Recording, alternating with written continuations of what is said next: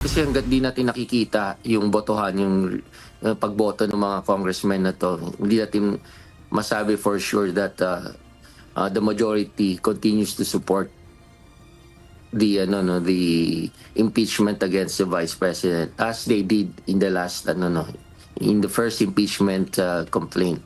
Naniniwala ang political analyst na si Professor Dennis Coronation na wala pa ring kasiguraduhan sa ngayon kung ano ang magiging kapalaran ng impeachment case ni Vice President Sara Duterte. Partikular na rito ang usapin kung mayorya pa rin ng mga mambabatas ang susuporta sa impeachment ng pangalawang Pangulo.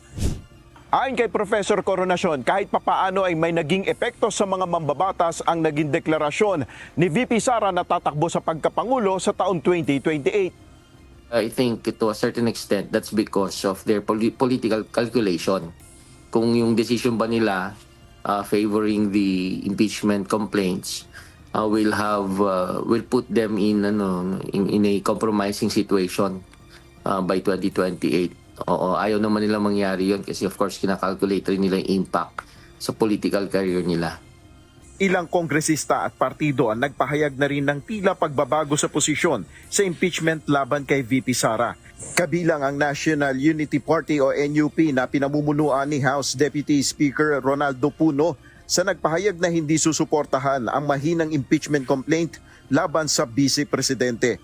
Ayon kay Professor Coronation, hindi rin na maiiwasan na magkaroon ng usaping politikal ang impeachment process na ito, lalo na at nalalapit na ang 2028 elections. Kaya mas mabutian niya na hindi na inaantala pa ang pagtalakay sa impeachment case. Kung talagang seryoso yung administrasyon na ma-impeach si Vice President Sara Duterte, dapat hindi ito mangyari yung paglalabas ng decision kung kailan malapit ng eleksyon.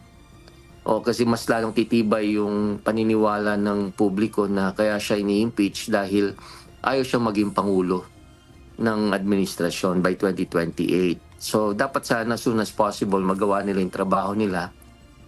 Nel Maribuhok, UNTV News and Rescue, Diyos ang aming sandigan, serbisyo publiko ang aming pinahalagahan.